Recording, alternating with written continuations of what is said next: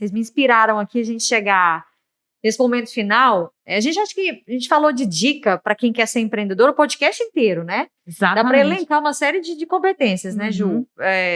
Trabalhar com constância, né? Tolerância ao erro, visão 3D, não, 360, quer dizer, que o Willer falou pra gente, né? Então, assim, acho que quem tá com papel aí anotou. Mas eu queria encerrar com uma mensagem final, que eu quero que cada um de vocês fale pra gente, com alguma história, pode ser alguma história marcante. Eu vou começar com uma minha, né? Enfim, vou aqui usar o meu amado jornalismo para contar uma coisa que aconteceu comigo, que eu acho que tem a ver com o que a gente tá falando aqui hoje, que foi uma vez, eu sou de Patrocínio, em Minas Gerais, aqui pertinho, e uma vez eu tava viajando pra cá, de carro, eu sempre vou muito sozinha, e aí o meu pai deixou um bilhetinho para mim na mesa, tava chovendo muito, e meu pai é caminhoneiro, então ele sempre teve muito medo, assim, me ensinou muito a dirigir e tal, e esse bilhetinho dele tava escrito o seguinte: minha filha, cuidado, pista molhada, vai devagar, demora quem tem pressa. E aquele bilhetinho me marcou muito, assim, porque eu acho que meu pai não esperava que eu ia usar isso pra vida, sabe? Assim, eu guardo na minha carteira, tá comigo até hoje. E eu queria deixar essa mensagem, demora quem tem pressa, no assunto que a gente está falando de empreendedorismo, que é no seguinte: demora quem tem pressa no sentido de não desenvolver uma tolerância ao erro, de querer buscar atalhos ou caminhos que às vezes podem ser não tão adequados, né, não tão corretos, não ter pressa de alcançar seus objetivos, de ter o foco, que é o que o Willer falou o podcast inteiro, tem que ter foco, tem que ter foco, tem que ter persistência.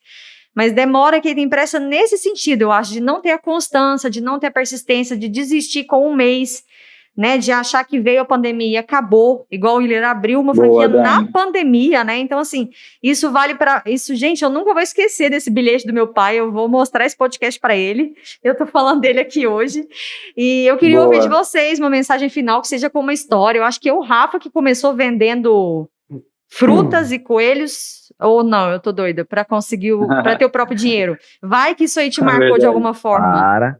Conta isso aí, Rafa. No finalzinho, conta, Rafa. Gente, quando eu era moleque, eu tô falando moleque, eu devia ter 6 anos, sei lá, máximo 7, 6 anos. E quando eu era criança, era muito comum que a gente ganhasse como pet coelhos. Hoje em dia não é tanto mais, né? Mas era muito comum, porque era barato e, enfim, ganhei um casalzinho de coelhos. E eu, desde criança, já falei para vocês que eu era louco para ser independente mesmo com essa idade. E eu tô lá brincando com o meu casalzinho de coelhos, e tinha um jardim na frente de casa, e um belo dia eu vi que os coelhos tinham dado cria.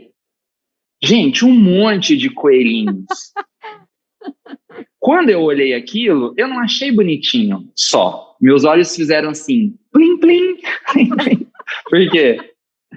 Lá em casa, meus pais sempre tiveram pomar, assim, então eles têm tudo quanto é tipo de fruta, manga, pera, jabuticaba, essas coisas todas. Tinha limão, essas coisas. E na rua da casa dos meus pais, tem um colégio lotado de gente que ia embora meio-dia, assim que acabavam as aulas. O que eu fazia? Com 6 anos, gente, ao invés de brincar com os coelhos, eu abria o portão da minha casa, o portão ali que entrava o carro, colocava os coelhos dentro de uma caixa, limão dentro de outra e manga dentro de outra. Por quê? Quando o pessoal subia das escolas e eles viam aqueles coelhos, o pessoal ficava louco. Porque vocês já viram um coelho pequenininho, que bonitinho que é? Gente, eu vendia os coelhos R$10 a cabeça, mas era muito bom, porque coelho, vocês sabem, procria muito. Então, eu podia vender, porque logo esses coelhos iam procriar de novo. Eu tinha uma máquina de ganhar dinheiro, entendeu? Por pouco você não vem pra parque. Cara, eu não tinha dó. Meus amigos falaram assim, mas você não tinha dó dos coelhinhos? Eu falei, eu não posso dizer que eu tinha dó. Meu desejo era vender aqueles coelhos. Então, ou eu vendia coelho, ou eu vendia. Então, o coelho eu vendia para o povo da escola que comprava tudo. Eu lembro de umas meninas que chegavam e falavam assim: hoje eu deixei de comprar lanche na lanchonete para comprar seu coelho. Oh, que maravilha! Rafa era o terror dos pais e das mães, esses meninos chegando. Vendia. Hoje eles não comeram, mas trouxeram um coelho, né? Então, para o pessoal mais jovem, eu vendia coelho. E para os pais que iam buscar os filhos a pé, eu vendia limão e manga.